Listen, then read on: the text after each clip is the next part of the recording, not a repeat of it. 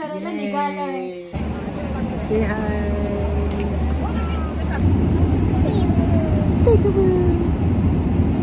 Finally पोचलोय आपण आपल्या डेस्टिनेशनला. Hello all, good morning to all of you. तर मी आज 4:45 आणि 4चा अलार्म लावलेला. तर आता माझं आवरून झालंय ब्रश करून आणि इथे मी आरवसाठी गरम करायला दूध ठेवलेलं आहे, पास्त्यासाठी पाणी आणि त्याला ट्रॅव्हलसाठी गरम पाणी आणि इथे पास्ता बनवून त्याच्यासाठी घेणार आहे. Hello guys, welcome back to the channel. हा प्रवास तुझा माझा फ्रॉम इंडिया टू कॅनडा. तुमच्या सगळ्यांचं खूप खूप खूप स्वागत आहे आमच्या यूट्यूब चॅनलवर. आय होप तुम्ही सर्व मजेत आहात. आम्ही एकदम मस्त आणि मजेत आहोत. आणि मित्रांनो, आज आहे गुरुवार आणि सकाळचे वाजले जवळपास 5:15 झालेत आणि आम्ही इंडियासाठी ट्रॅव्हल करायला निघालोय आणि खूप एक्साइटेड आहोत. मी तर पूर्ण रात्र झोपलेली नाहीये. सो तुम्ही विचार करू शकता किती एक्साइटमेंट आहे, कारण की जायच्या आनंदाने झोपच आली नाही. सो आता कॅब बुक केलेली आहे. तर कॅब आता 10 मिनिटं दाखवता येणार आहे. तर चला, बॅग वगैरे सगळ्या रेडी झाल्यात, निघूया आणि आपली कॅनडा पासून ते इंडिया पर्यंतची जी जर्नी आहे मी तुम्हाला सर्व दाखवेन. So stay tune guys. आपण भेटूया लवकरच एअरपोर्टवर. See you then guys, bye. तर कॅब आता येण्यातच आहे म्हणून बॅग्स बाहेर काढून ठेवले आणि आरवचं स्ट्रोलर आणि सर्व तयारी झालेली आहे. टिफिन पण पॅक केला आरवचा. इथे आरव शूज घालतोय. आम्ही पण तयारी झाली आहे, रेडी झालेलो आहोत. तर चला निघूया. आणि आज खूप वेदर खराब आहे. खूप पाऊस होता, पूर्ण रात्रभर पाऊस होता आणि आताही बघू शकता पाऊस पडतोय. तर घरापासून एअरपोर्ट हे 45 मिनिट्सचं ड्राईव्ह आहे, 45-50 मिनिट्स. आणि सकाळी जास्त काही ट्रॅफिक नसल्यामुळे आम्ही पटकन पोहोचलोय आता आणि आता एअरपोर्टवर एंट्री झाली आमची. तर आमची एअर इंडियाची फ्लाईट आहे 10 वाजताची आणि अजून खूप वेळ आहे. आता वाजले होते 6:15 आणि आम्ही आता नेमकीच एंट्री घेतली आहे डिपार्चर गेटमधनं. सो 6:15 वाजता गेल्यामुळे आपल्याकडे अजूनही भरपूर वेळ आहे चेक इन वगैरे करायला पण. आणि तुम्ही इथे बघू शकता की खूप निवांत आहे, शांत होतं, असं काही गर्दी नव्हती. त्यामुळे चेक इन करायला काही प्रॉब्लेम झाला नाही आम्हाला आणि आमचं चेक इन खूप पटकन झालं. जेव्हा एअरपोर्टला पोहोचलो त्यावेळेस अशी एकदम धुगधुगी वाढली होती की आता फायनली आपण निघालोय आणि आता आपण जाणार आहोत, लवकरच इंडियाला पोहोचणार आहोत आणि एक्साइटमेंटही खूप खूप वाढली होती. तिकीट्स बुक केल्यापासून ते आजपर्यंतचा हा वेळ कधी गेला काही कळलं नाही आणि पटकन आज तो दिवस आला आहे की आम्ही निघालो आहे इंडियाला जायला, फॅमिलीला भेटणार. आणि इथे आमचं चेक इन सुद्धा झाले आता ऑलमोस्ट. आणि इथे तुम्ही बघू शकता आरव पण खेळतोय आणि त्याच्यासाठी तर खूप अर्ली मॉर्निंग आहे. एवढ्या वेळात तर तो झोपत असतो, पण आज थोडा लवकर उठलाय आणि पण खूप ऍक्टिव्ह होता. खूप खुश होता तो की आम्ही कुठेतरी चाललोय नवीन ठिकाणी म्हणून आणि काहीतरी वेगळं होतंय आज आणि दिवसाची सुरुवात वेगळी झाली आहे म्हणून तो खूप खुश होता.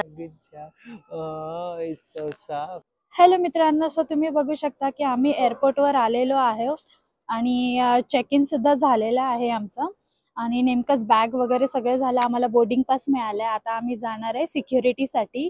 सो म्हटलं त्याच्या आधी तुम्हाला अपडेट देऊया. आणि ॲक्च्युली चेक इन करायच्या वेळेस तिथे कॅमेरा अलाव नव्हता, त्यामुळे काही शूट करता आलं नाही.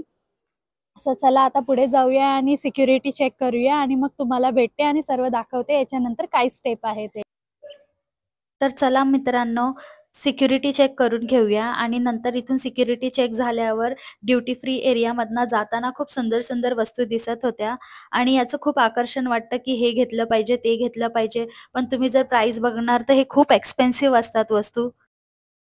पण बघायला गेलं तर खूप सुंदर सुंदर वस्तू असतात. तुम्ही तुमच्या फ्रेंड्स अँड फॅमिलीसाठी खूप काही काही घेऊन जाऊ शकता. तर आमचा जो आजचा गेट नंबर आहे ते आहे D66. तर आपण चाललोय आता D66 कडे. सो 7:15 पर्यंत आमचं सर्व झाल्यामुळे आम्हाला भरपूर वेळ होता. तर आता थोडंफार आम्ही इथे ड्युटी फ्रीमध्ये अजून काय काय वस्तू बघत होते. तर अवधूत मला बोलतोय की तुला जे आवडेल ते घे म्हणून. बघू शकता की प्राइजेस किती जास्त आहेत प्रत्येक गोष्टीचे. प्राइस पण खूप सुंदर आहे, बघ ना. प्राइस पण खूप सुंदर आहे. वा वा वा वा वा. चला चला चला.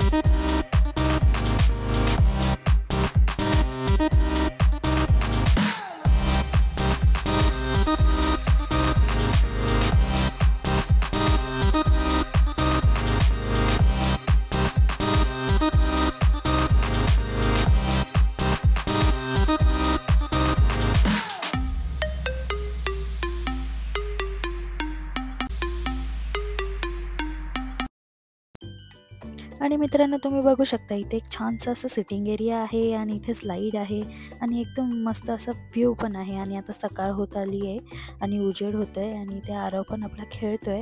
सो आम्ही इथे बसलो, थोडा वेळ गप्पा गोष्टी केल्या आणि त्याच्यानंतर आम्ही थोडासा ब्रेकफास्ट केला. तोपर्यंत आरवने खूप एन्जॉय केलं, तिथे खूप खेळला तो.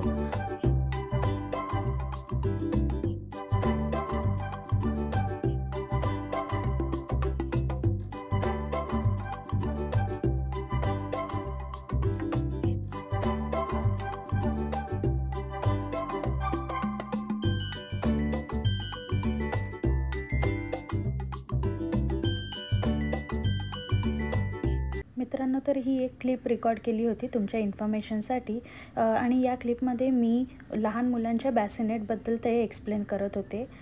मित्रांनो, जर तुमचं बाळ 1 ते 2 वर्षाचं असेल आणि कोणत्याही एअरलाईनने जर तुम्ही ट्रॅव्हल करत असाल तर तिथे बॅसिनेटची व्यवस्था असते.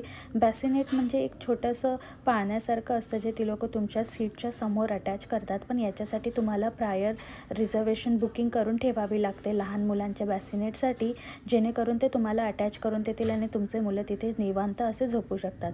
पण आम्ही बॅसिनेट सीट बुक केलेली आहे आरवला, पण आमची सिटिंग अरेंजमेंट मागे पुढे असल्यामुळे एक जण पुढे बसणार आहे आणि एक जण मागे बसणार आहे. तर बघूया की कसं काय अरेंज होतं आहे.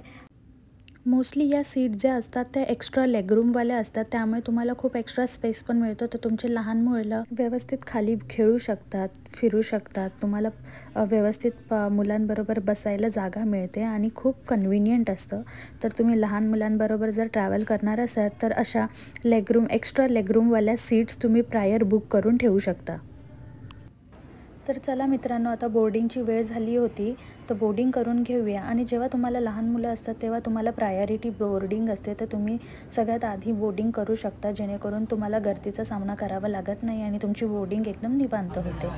तर तुम्ही इथे बघू शकता आम्ही चाललो आहे आमच्या एअरक्राफ्टमध्ये. तर मित्रांनो, एअरक्राफ्टमध्ये एंट्री करायच्या आधी तुम्हाला तुमच्या लहान मुलांचे जे काही स्ट्रोलर असतात ते बाहेर सबमिट करावे लागतात. आणि हे जे लहान मुलांचे स्ट्रोलर असतात ते तुमची फ्लाईट पुन्हा लँड झाल्यावर तुम्हाला पुन्हा मिळतात. सो त्यामुळे तुमचा प्रवास एकदम इझी होऊन जातो, तुम्हाला आतमध्ये कॅरी करायची गरज नसते. सो अशा प्रकारे तुम्ही बघू शकता मित्रांनो, इथे आम्ही आमचा स्ट्रोलर सबमिट करतोय. Say hi.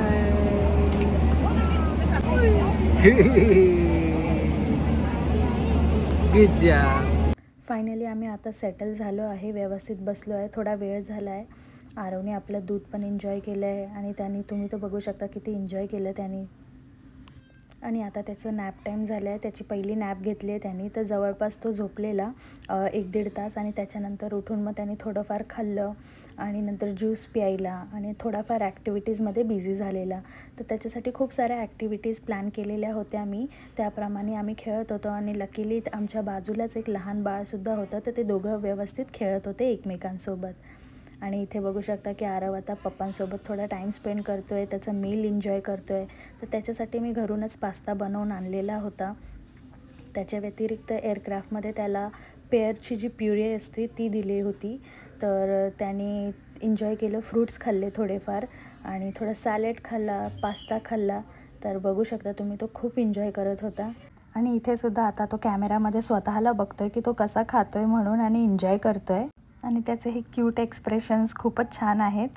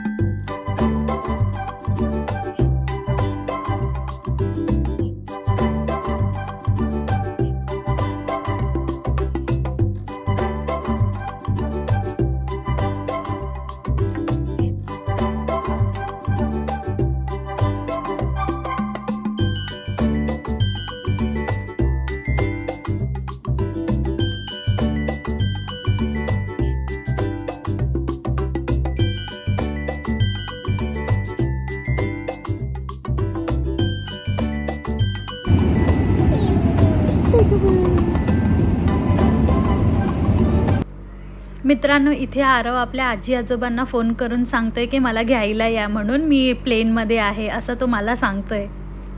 आरव खूप छान राहिला प्लेनमध्ये असताना. त्यांनी थोडासाही त्रास नाही दिला आणि खूप खेळत होता, खूप मस्ती करत होता आणि सगळीकडे जाऊन हाईड अँड सीक खेळत होता. तर त्यांनी खूप एन्जॉय केलं फ्लाईट टाईमसुद्धा.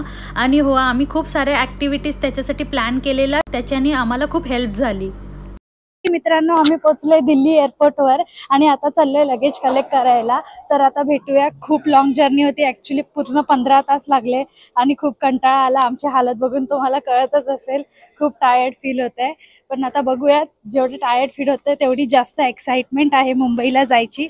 सो आता जवळपास 3 तासाचा लेओव्हर आहे आणि त्याच्यानंतर आमची सेकंड मुंबईची फ्लाईट आहे. तर चला पहिला बॅगेज कलेक्ट करूया आणि मग तुम्हाला भेटते.